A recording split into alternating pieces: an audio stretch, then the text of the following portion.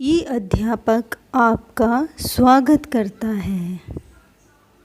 महाभारत कथा में संकलित प्यारे बच्चों, तो आज बाल महाभारत का पार्ट 2 भीष्म प्रतिज्ञा के प्रश्नोत्तर करेंगे। उससे पहले आप प्लीज मेरे चैनल को सब्सक्राइब करें और मेरे लिए एक कमेंट जरूर लिखें।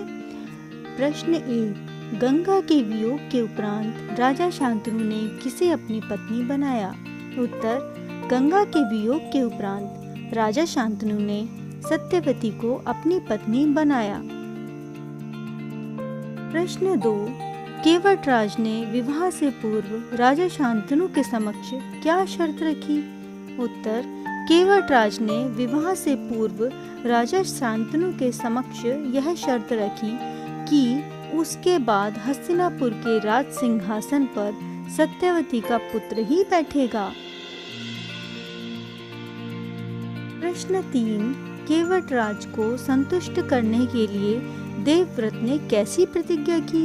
उत्तर, केवटराज को संतुष्ट करने के लिए देवव्रत ने यह प्रतिज्ञा ली कि वे जीवन भर विवाह न करेंगे, आजीवन ब्रह्मचारी रहेंगे, इससे उनके संतान ही उत्पन्न न होगी।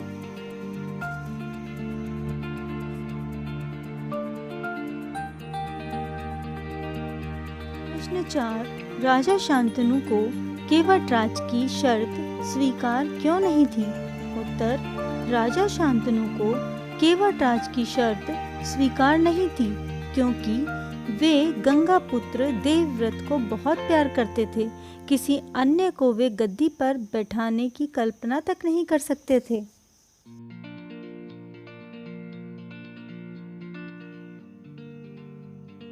प्रश्न 5, शांतनु केवटराज के पास से निराश होकर क्यों लौटे?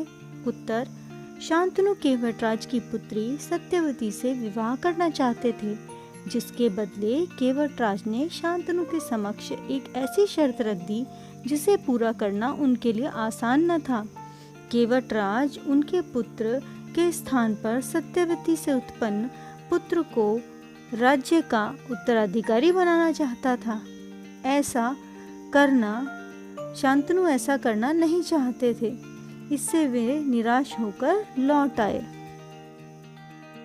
प्रश्न 6, देवव्रत का नाम भीष्म कैसे पड़ा?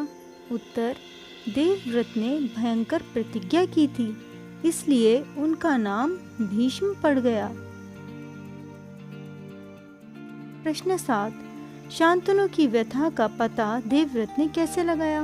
उत्तर, देवव्रत ने अपने पिता शांतनु को व्यथित देखा और उसका कारण अपने पिता से ही जानना चाहा, पर शांतनु ने गोलमोल बातें बताई, अर्थात उन्होंने टालना चाहा, पर कुशाग्र बुद्धि देवव्रत ने अनुमान लगा लिया।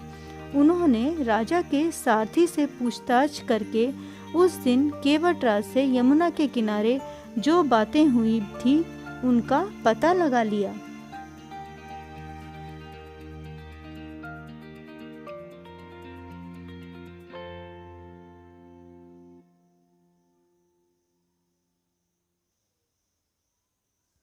प्रश्न 8, देवव्रत किस नाम से प्रसिद्ध हुए और क्यों?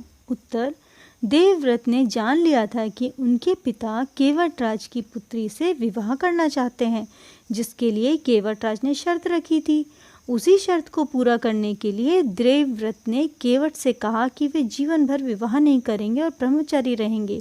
देवव्रत की उसी प्रतिज्ञा के कारण वे बाद में भीष्म के नाम से प्रसिद्ध हुए। ऐसा उन्होंने अपने पिता की इच्छा पूरी करने के लिए किया था।